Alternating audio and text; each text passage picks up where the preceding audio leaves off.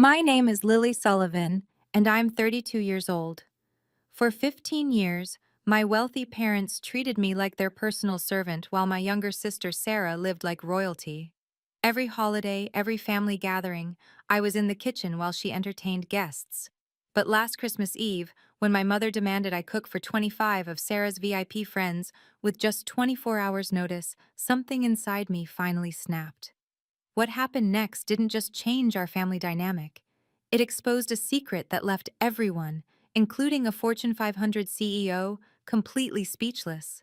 Before I tell you how I went from being the family maid to having my parents beg for my forgiveness, please take a moment to like and subscribe, but only if you genuinely enjoy stories about justice being served. I'd love to know where you're watching from and what time it is there. Drop a comment below. I read every single one. Now let me take you back to that December evening when everything changed. I was in my Manhattan apartment, carefully folding clothes into my suitcase, when my phone rang. The caller ID showed Mom, and I already knew this wouldn't be a pleasant conversation. In our Connecticut family home, Christmas decorations sparkled on every surface. I knew because I'd been the one hanging them every year since I was 17. Lily, cancel whatever silly plans you have for tomorrow, my mother Margaret said without even a hello. Her voice had that familiar commanding tone that brooked no argument. I continued folding my business blazer. What's happening tomorrow? Sarah's hosting her networking group for Christmas Eve dinner. Very important people, Lily. 25 guests, including executives from Pinnacle Corporation. She paused, and I could practically hear her smirk through the phone. You'll need to arrive by noon to start cooking. 7 main courses, 10 sides. The menu's already planned. My fingers tightened on my phone. Sarah's networking group. Of course. My younger sister worked in PR and never missed an opportunity to remind everyone how connected she was. Mom, your sister's making important connections that benefit this family. You should be grateful to help. Her words cut like they always did. It's not like you have anything else going on. I glanced at my laptop, where an email from Victoria Chen, CEO of Pinnacle Hospitality, glowed on the screen. If only my mother knew. Use the good china, she continued. These aren't your usual crowd, Lily. These are people who matter. People who matter. Unlike me, apparently. I'll text you the menu, she said. Don't embarrass us. The line went dead. I looked down at my plane ticket to Florida, departure time 8 p.m. tomorrow. My hand wasn't even shaking anymore. After 15 years of this, I'd finally learned the difference between their emergency and my priority. I sat on my bed, memories flooding back like a bitter tide. 15 years of being invisible, except when they needed something. Every Thanksgiving since I was 17, Lily will handle the cooking while Sarah entertains our guests. Every Christmas. Lily's between jobs again, but at least she's useful in the kitchen. Every family gathering where Sarah was introduced as our successful daughter in public relations, while I was simply, Lily's here too, she's helping out. The last family party had been the worst. Sarah's engagement celebration, 200 guests at the country club. I'd spent 14 hours preparing appetizers while Sarah held court in a $3,000 dress our parents bought her. When one of the guests asked what I did for work, my mother had actually laughed. Lily doesn't have Sarah's social skills, but she cooks well. I stood up and walked to my closet, pulling out my second suitcase. Inside, carefully protected in a leather folder, was the contract that would change everything. My company's name, Stellar Events, was embossed in gold at the top. I'd deliberately chosen a name that didn't include Sullivan. For 5 years, I'd built my empire in silence. 50 employees across 3 locations, a client list that included luxury resorts and Fortune 500 companies. And tomorrow, while my family expected me to slave over their stove, I had a meeting that would secure a $2 million contract. My phone buzzed. Sarah's text. Mom says you're cooking tomorrow. Don't screw it up. Important people will be there. I looked at my plane ticket again. Flight 447 to Fort Lauderdale, departing at 8 p.m. Not this time, I whispered to the empty room.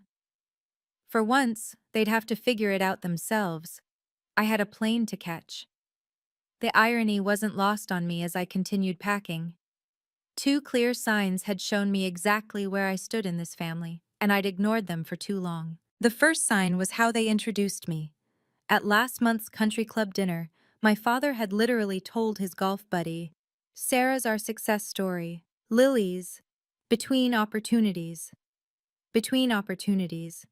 I'd closed a $500,000 contract that very morning, but to them, I was perpetually unemployed, perpetually failing. They never asked about my work, never wondered how I afforded my Manhattan apartment or my new car. Their assumption was so complete that when I mentioned traveling for business once, my mother had laughed. "What business? Are you calling your little cooking hobby a business now?" The second sign was even more blatant. Last summer, I'd visited home to find my childhood bedroom had been converted into a storage room for Sarah's overflow wardrobe. My trophies, my books, everything that marked my existence in that house, boxed up in the basement. Sarah needed the space, my mother had explained, as if it were obvious. She's building her career. Image matters in PR. Meanwhile, Sarah had been given the entire third floor, renovated at our parents' expense, complete with a home office and walk-in closet. The message was crystal clear. One daughter was an investment, the other was invisible. I zipped my suitcase closed, remembering the company holiday party last week. My employees had thrown me a surprise celebration for landing the Pinnacle account. 50 people who saw my value, who respected my leadership. My phone lit up with another text from Mom. "Don't forget the truffle oil. These people have sophisticated palates." These people. As if I didn't regularly cater events for CEOs and celebrities. But why would she know? She'd never asked. The deepest cut was that they'd never even been curious.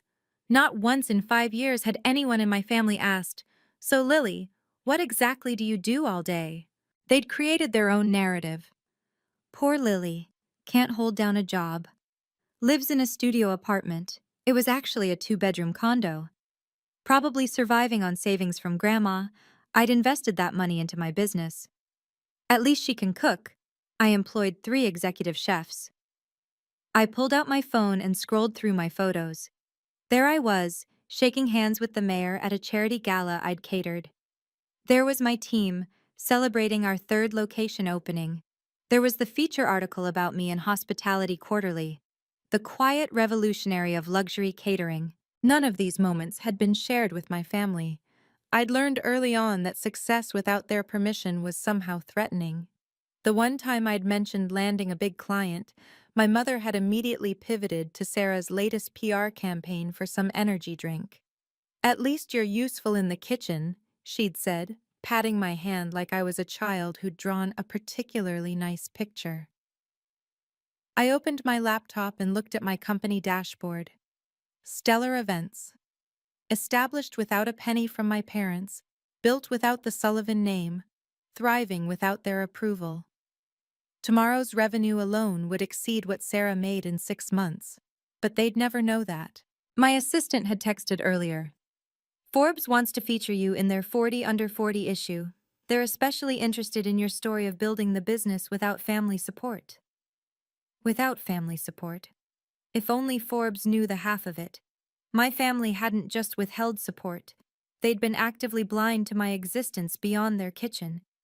If you've ever felt invisible in your own family, or been treated like your success doesn't matter, you'll understand why I did what I did next. Drop a comment below. Have you ever had to hide your achievements from toxic family members? I read every comment, and it means the world to know I'm not alone in this. And if you're finding value in this story, please consider subscribing. We're building a community of people who refuse to let others dim their light. Now let me tell you about the text message that changed everything. My phone buzzed with a calendar reminder, and reality hit me like cold water. If I stayed silent and played the servant tomorrow, I'd lose everything I'd worked for. The Pinnacle hospitality contract wasn't just another deal, it was the deal. $2 million, exclusive catering rights to their 5 Florida resorts, and a partnership that would put stellar events on the national map. The meeting was December 26th at 9 a.m., non-negotiable. Victoria Chen, Pinnacle's CEO, had been crystal clear. I'm flying back to Singapore on the 27th, Lily. If we don't finalize this in person, the board will go with our second choice. Our second choice. My competitor, who'd been circling this contract like a vulture. But it wasn't just about the money. 50 employees were counting on me. Maria, my head chef, had just put an offer on her first house based on the expansion this contract would bring. James, my operations manager, was planning to bring his kids to better schools. This wasn't just my dream anymore, it was theirs too. I pulled up my bank statements. Yes, I was successful, but this contract would change everything. It was the difference between being a regional success and becoming a national player, the kind of opportunity that comes once in a career. My phone rang. It was my CFO. Lily, just confirming you'll be at the resort tomorrow evening for the pre-meeting dinner with Victoria's team? I'll be there, I said, looking at my packed bags. Good. Victoria specifically mentioned she's excited to meet the CEO who built such an impressive company without any family money or connections. She said it's rare to find that kind of authentic success. Without family money or connections. If she only knew how true that was. My phone pinged with an email from my mother. The subject line, urgent, Christmas Eve menu. My stomach turned as I opened it. 7 main courses, 10 sides, dietary restrictions for 5 guests, wine pairings, dessert selection. The level of detail was staggering. She'd planned every single dish, every garnish, every serving plate. Use the Waterford crystal and the silver with the monogram, she'd written. These are important people, Lily. One of them is Victoria from Pinnacle Corporation. She could be valuable for Sarah's career. I nearly dropped my phone. Victoria. Victoria Chen was going to be at my parents' house? I quickly scanned the guest list my mother had attached. There it was, clear as day. Victoria Chen, CEO, Pinnacle Hospitality. My heart raced as I processed this impossible coincidence. The same woman I was meeting in Florida was going to be at my parents' house, expecting to be served by their unemployed daughter. Another text from Sarah popped up. Mom says Victoria Chen will be there. She's huge in hospitality. I'm hoping to pitch her on PR services. Don't embarrass me with your amateur cooking. Amateur cooking. I'd just catered Victoria's company retreat for 500 people last month, though we'd handled everything through my executive team. She'd never met me in person. That was scheduled for tomorrow. I sat down hard on my bed, the weight of the decision crushing me. Stay and serve the woman who was about to make me a millionaire, pretending to be a failure? Or leave and risk my family's wrath but secure my future? My Uber notification popped up. Your ride to JFK Airport is scheduled for 6:30 p.m. tomorrow. I looked at the menu again, then at my contract, then at my plane ticket. The choice had never been clearer. I made my decision. I picked up my phone and dialed my mother's number. She answered on the first ring. Finally, I was starting to worry you weren't taking this seriously. Mom, I can't do it. Silence. Then her voice turned sharp. What do you mean you can't? I have a business trip. I'm flying to Florida tonight. Don't be ridiculous. Her voice rose. What possible business could you have? An important meeting. She actually laughed. Lily, stop being selfish. Your sister needs this. Sarah has a full catering team she could hire. With what money? Do you know how expensive that is? I bit my tongue. The irony of her asking me about catering costs while talking to someone who owned a catering company was almost too much. Family comes first, she snapped. Or are you too selfish to understand that? I understand perfectly. Family comes first when you need something from me. How dare you? When's the last time you asked about my life, Mom? We know about your life. You're between jobs, living in that tiny apartment. I'm a CEO. Another laugh, this one cruel. A CEO of what? Your imaginary company? It's not imaginary. I have 50 employees. Lily, enough with the fantasies. Sarah needs this. You owe us. I owe you? We raised you, fed you, kept you in our home, while treating me like hired help. You're being dramatic. What else do you have to do? Sit in your apartment alone on Christmas? I looked at my business class ticket. I have a flight at 8 p.m. Cancel it. No. If you leave, don't bother coming back. The threat hung between us, the same one she'd used so many times before. Usually it worked. Usually I caved. Then I guess this is goodbye, I said quietly. You can't be serious. I'm done being the family servant, Mom. I'm done being invisible until you need something. You ungrateful. I hung up. My hands were shaking, but for the first time in 15 years, it wasn't from fear or anger. It was from freedom. My phone immediately exploded with texts from Sarah. What did you just do? Mom's having a meltdown. Stop being so dramatic and get over here. I turned off my phone and continued packing. They'd figure it out. They always did when they had to. I turned my phone back on to set one thing straight. It rang immediately. Sarah. What is wrong with you? She screeched. Mom's calling all the relatives saying you've lost your mind. I have a business meeting. On Christmas Eve? Stop lying. I'm not lying. This is about that stupid fight last month, isn't it? When Mom gave me your room? My room was converted to your closet years ago, Sarah. And no, this is about my actual career. What career? You cook sometimes. I own a catering company.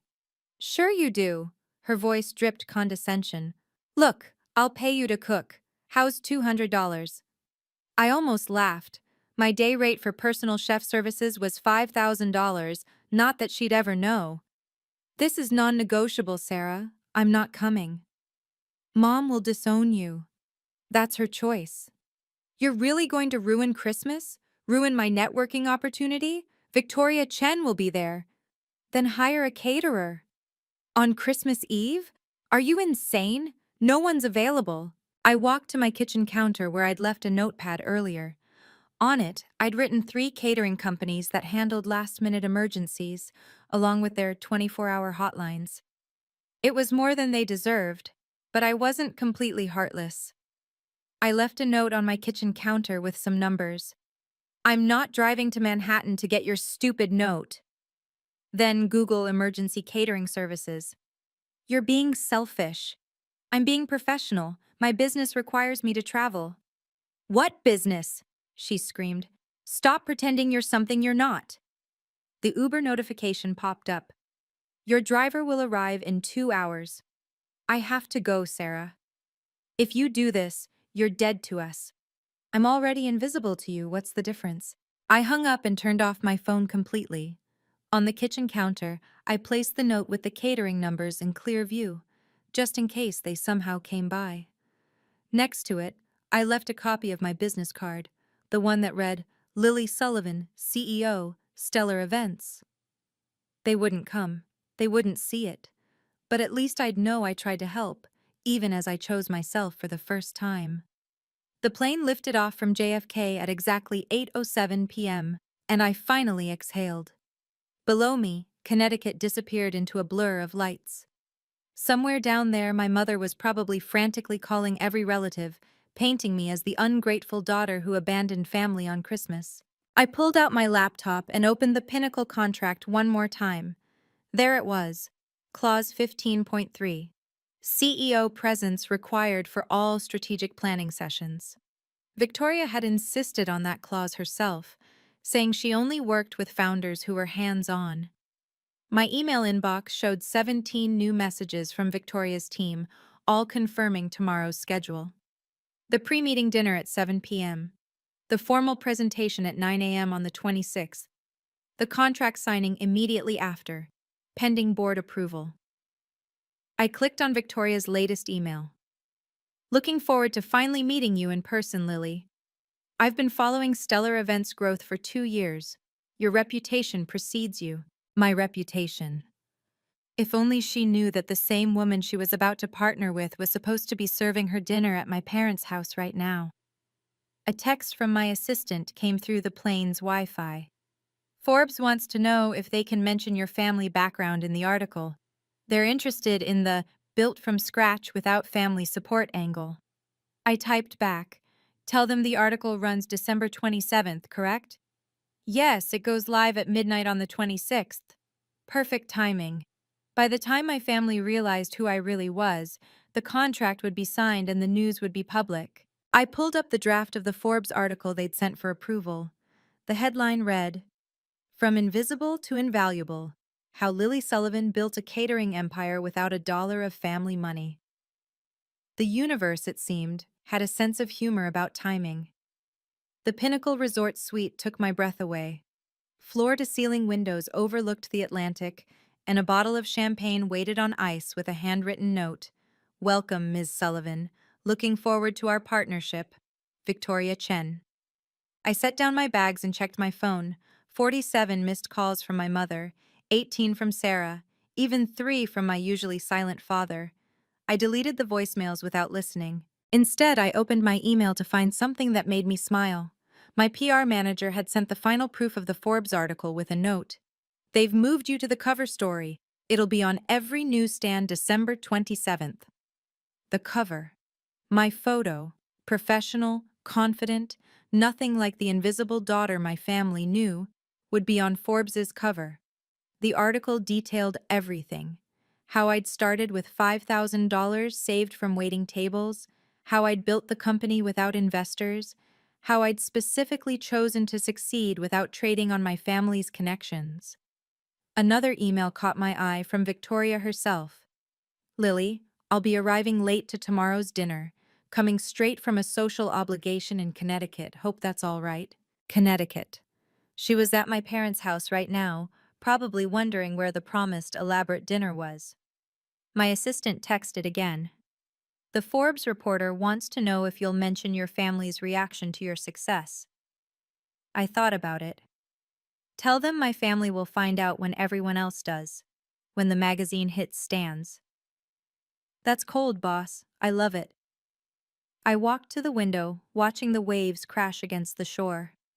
In 12 hours, I'd signed the biggest deal of my career. In 36 hours, my face would be on every Forbes magazine in the country.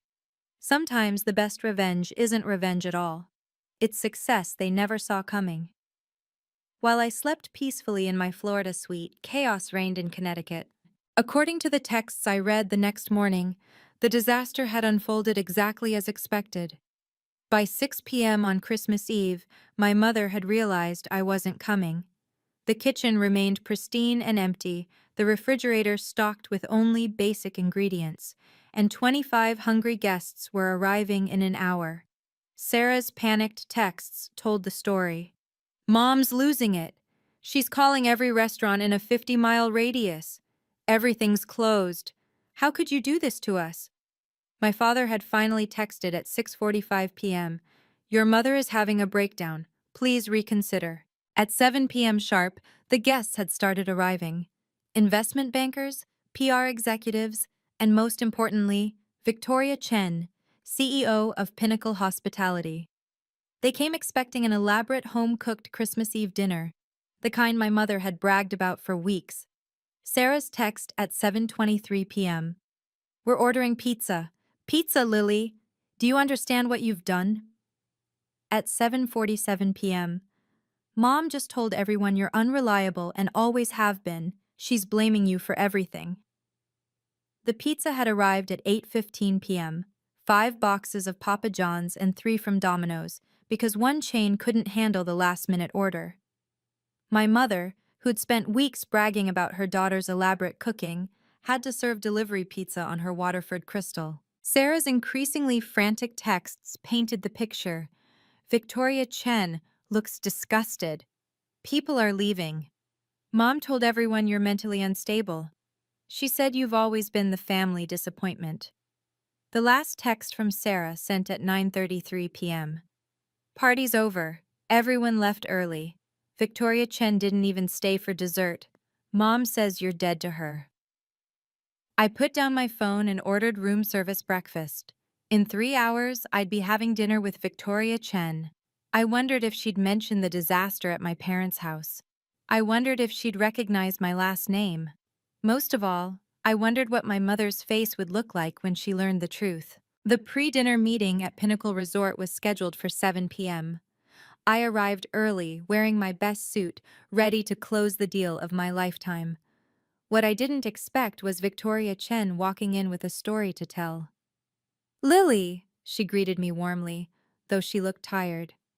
"I have to apologize for being late. I just flew in from the most bizarre Christmas Eve party in Connecticut." My heart rate stayed steady. I'd practiced for this moment. "Oh? What happened?" "You won't believe this." She sat down, shaking her head.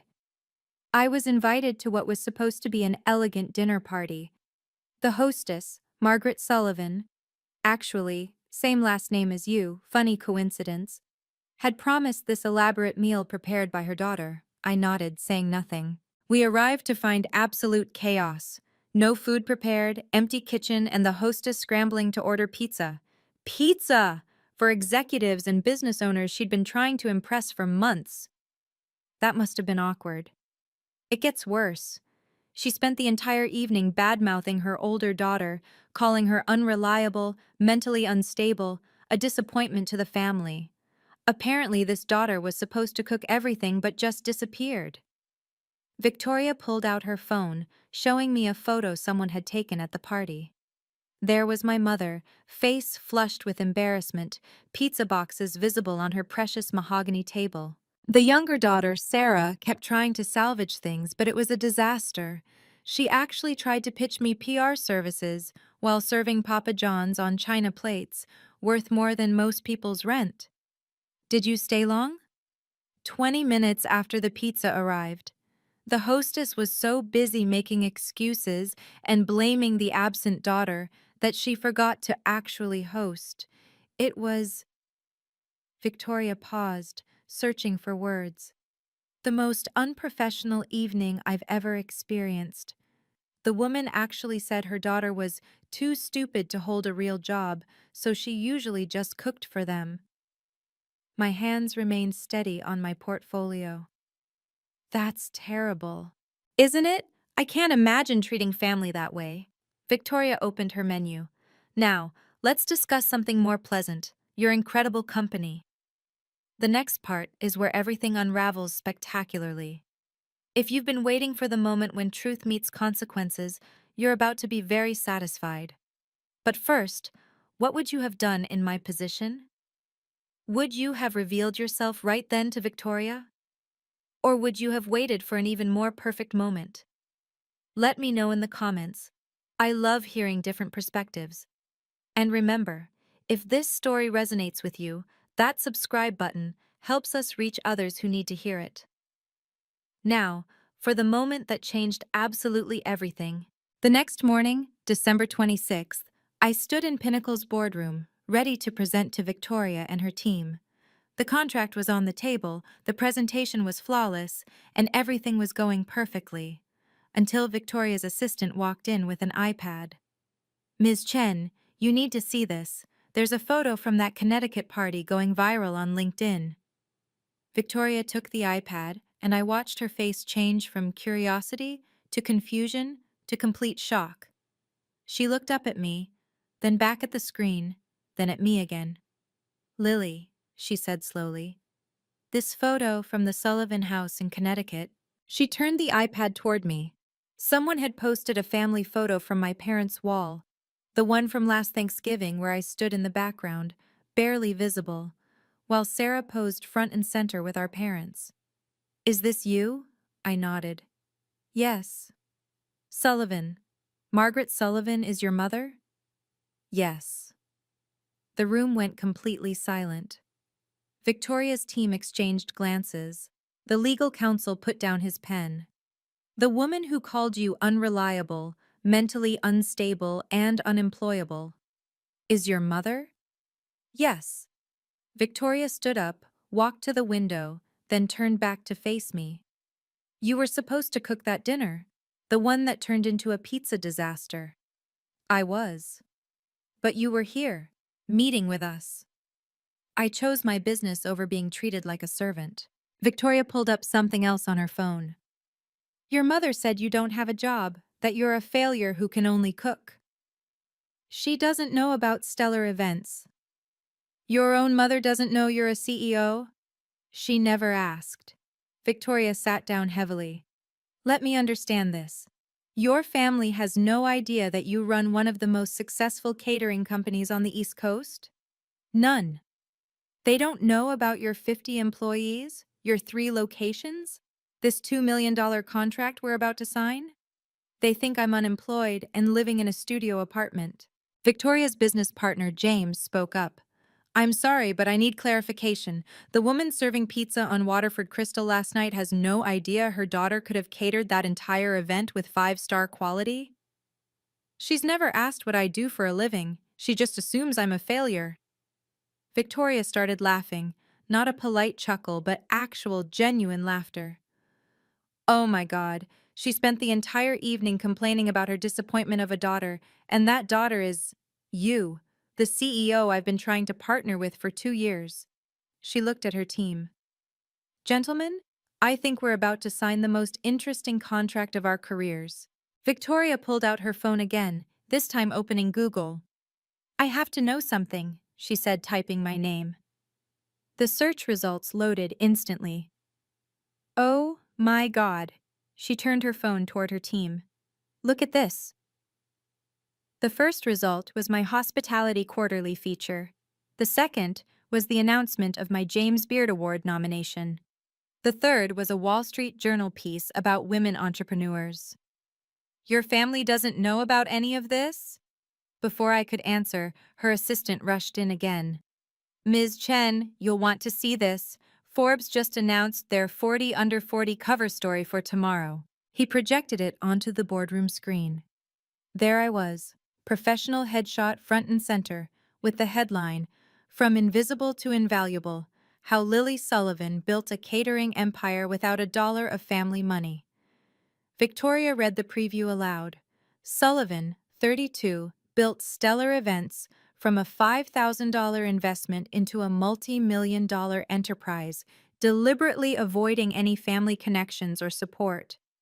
I wanted to prove that success doesn't require a famous last name or family money, Sullivan states.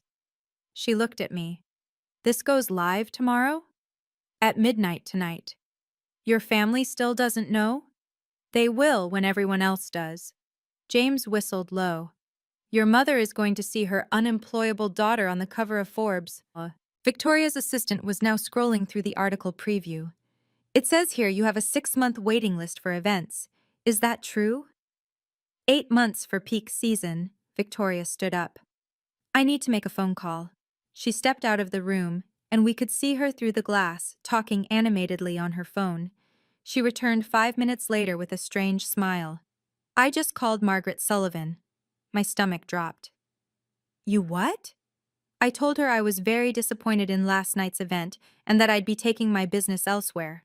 She begged me to reconsider, said it was all her older daughter's fault. Victoria. Then I told her I'd just signed a $2 million contract with the most talented entrepreneur I know. She asked who? I said, your daughter, Lily Sullivan, CEO of Stellar Events. The room was silent. The sound she made, Victoria continued, was like all the air had been sucked out of her lungs. Then she hung up on me.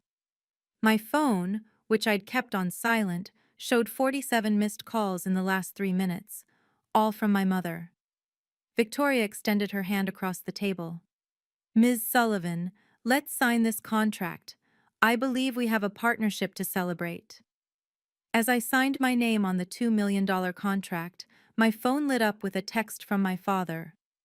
Your mother just fainted. What the hell is Stellar Events? The contract was signed, champagne was poured, and my phone wouldn't stop buzzing. I finally excused myself to check the messages. Mom, Answer your phone now. Sarah.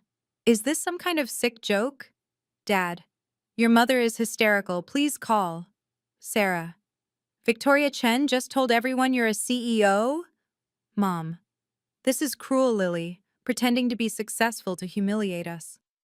I walked back into the boardroom where Victoria and her team were still celebrating. My family thinks I'm lying about being a CEO. Victoria's eyes gleamed. Would you like me to send them something? Before I could respond, she was taking a photo of me with the signed contract, the Pinnacle executive team, and the champagne. She typed quickly and hit send. I just posted it on LinkedIn, she said, tagged Stellar Events, Pinnacle Hospitality, and Margaret Sullivan of Connecticut. The post read, thrilled to announce our 2 Miller partnership with Stellar Events and their brilliant CEO, Lily Sullivan. Her company's excellence in luxury catering will elevate Pinnacle's guest experience across all properties. Amazing to work with someone who built their empire from scratch. Within minutes, the post had dozens of likes and comments. Industry leaders I'd worked with for years chimed in with congratulations. Previous clients shared their experiences with Stellar Events. My phone rang. Sarah. I answered on speaker, with Victoria's permission. This can't be real. Sarah's voice was shaking. It's real. You've been a CEO this whole time, 5 years. Why didn't you tell us? You never asked. You all assumed I was a failure and treated me accordingly. Mom's having a breakdown. She's calling all her friends trying to explain. Everyone saw Victoria's post. That's not my problem anymore. How can you be so cold? I looked at Victoria and her team, all successful professionals who'd never once questioned my worth. I'm not cold, Sarah. I'm done. I'm done being invisible until you need a cook. I'm done being the family disappointment. I'm done pretending to be less than I am to make you comfortable. But we're family. Family doesn't treat each other like servants. Call me when you're ready to meet Lily Sullivan, the CEO, not Lily the cook. I hung up. Victoria raised her champagne glass. To boundaries. We all toasted, and for the first time in my life, I felt truly seen. That evening, I finally called my mother back. She answered before the first ring finished. How could you do this to us? She was crying, actually crying. Do what exactly? Humiliate us. Victoria Chen told everyone at the country club about your company. People are calling, asking why we didn't know our own daughter was successful. You never asked about my life, Mom. We asked. We knew you cooked sometimes. You assumed I was a failure. For 5 years you've introduced me as unemployed. You've never once asked about my work, my apartment, my life. You should have told us. I tried. Remember 3 years ago when I mentioned landing a big client? You immediately started talking about Sarah's PR campaign for an energy drink. You literally said, "That's nice, dear, but Sarah's work is really taking off." Silence. I left catering numbers on my counter, I continued calmly. You could have saved the party. We don't have keys to your apartment. You've never asked to visit my apartment. You don't even know where I live. That's not... Mom, I employ 50 people. I have 3 locations. I've been featured in multiple publications. I was nominated for a James Beard Award, and you thought I was unemployed because that was easier than actually seeing me. We're your family. My family needs a servant. My business needs a CEO. I chose my business. This is about spite. No, Mom. This is about self-respect. I've built something amazing, and I did it without any of you. Not your money, not your connections, not even your belief in me. What do you want from us? Nothing anymore. That's the point. For the first time in my life, I need absolutely nothing from you. Lily.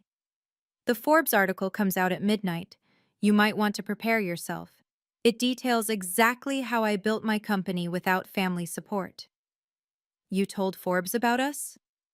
I told Forbes my truth. If that embarrasses you, maybe you should think about why.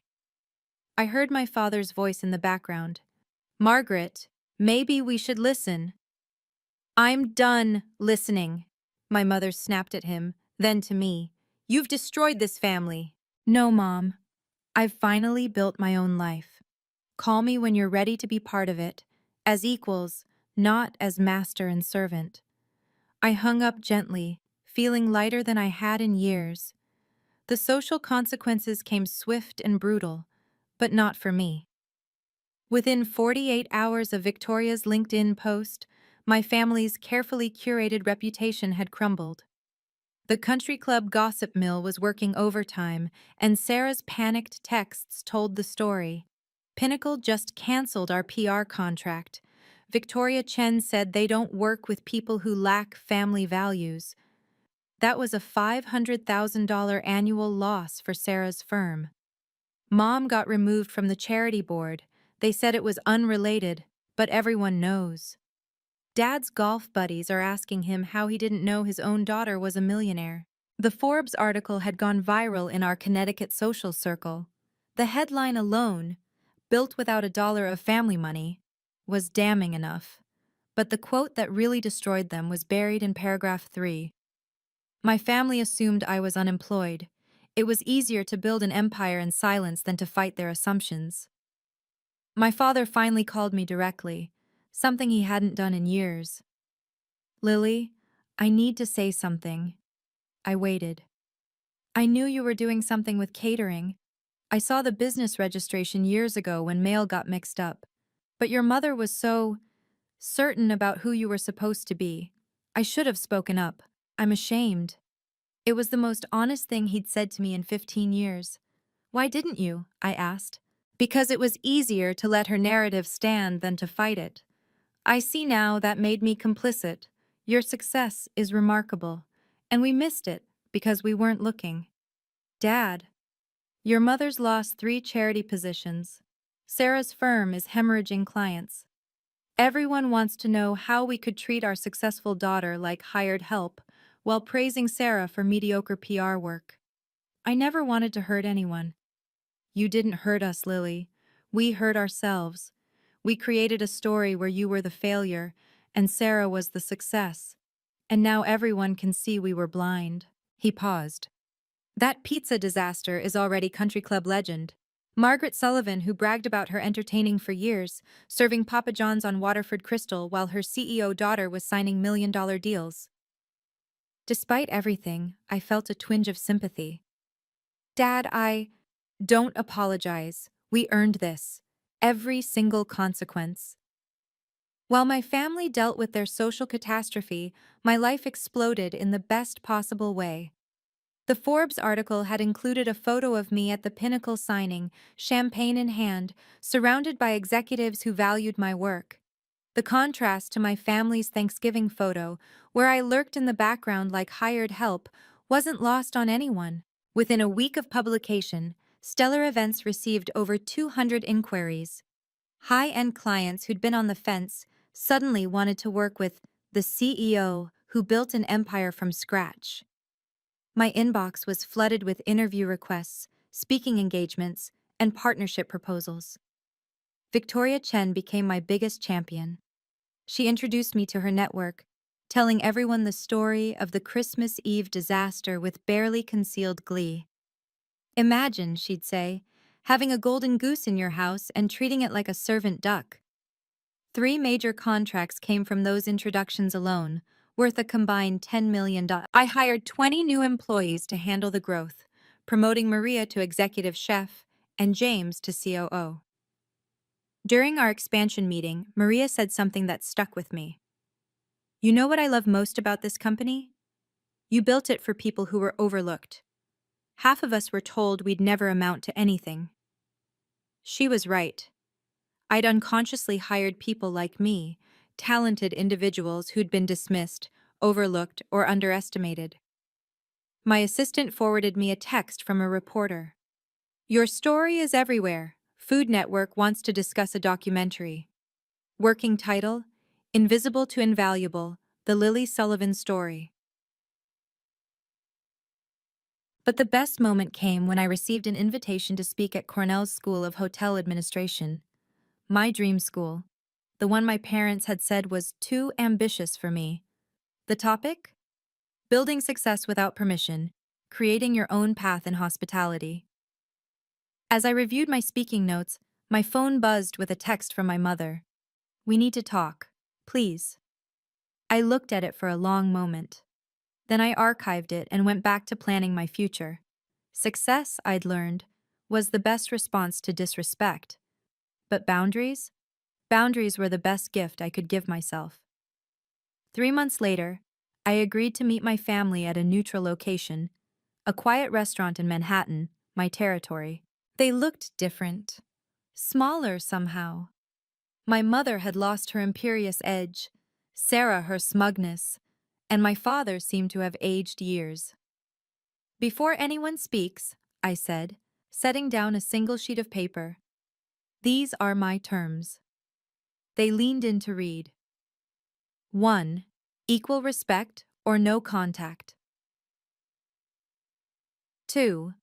No more servant treatment, ever. 3.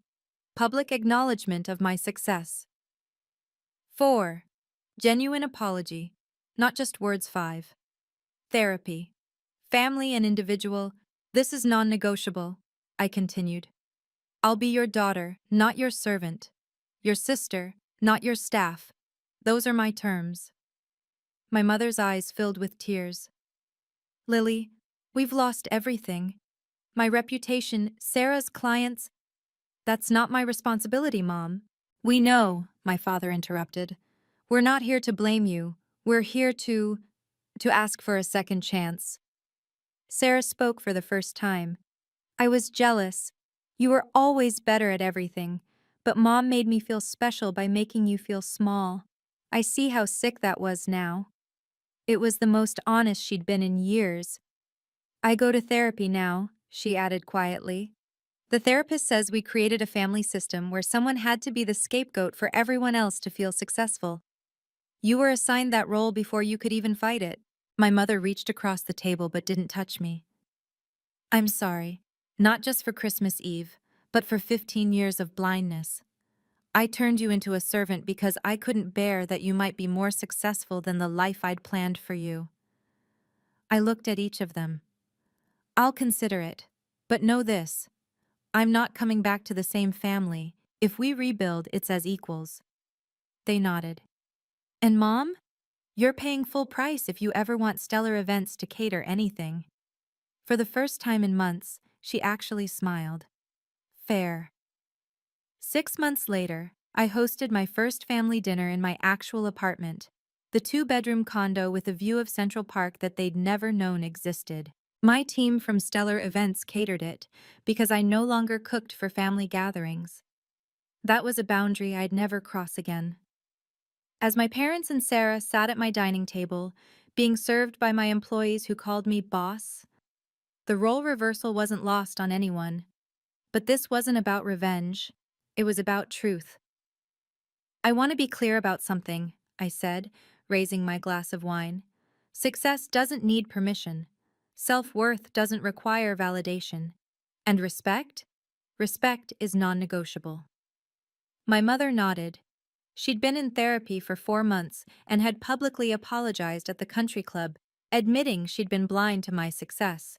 It didn't repair her reputation, but it began to repair our relationship. Sarah's PR firm had pivoted, and she'd asked, professionally, humbly, if Stellar Events might consider her for our PR needs. I'd told her to submit a proposal like everyone else. She did, and it was good. We were considering it. My father had become my unexpected ally, finally finding his voice after years of silence. He now introduced me as my daughter, the CEO, with genuine pride. But the biggest change was in me. I no longer hid my success or dimmed my light to make others comfortable. My company had grown to 100 employees, with locations in 5 cities. The Food Network documentary had aired to critical acclaim. And every single morning, I looked in the mirror and reminded myself, I'm Lily Sullivan, CEO of Stellar Events, not the family servant, never again. Your value doesn't decrease based on someone's inability to see your worth. Remember that. Thank you for joining me on this journey from invisible to invaluable. If my story resonated with you, I'd love to hear about a time when you had to choose yourself over family expectations. Drop a comment below. Your story might be exactly what someone else needs to hear today.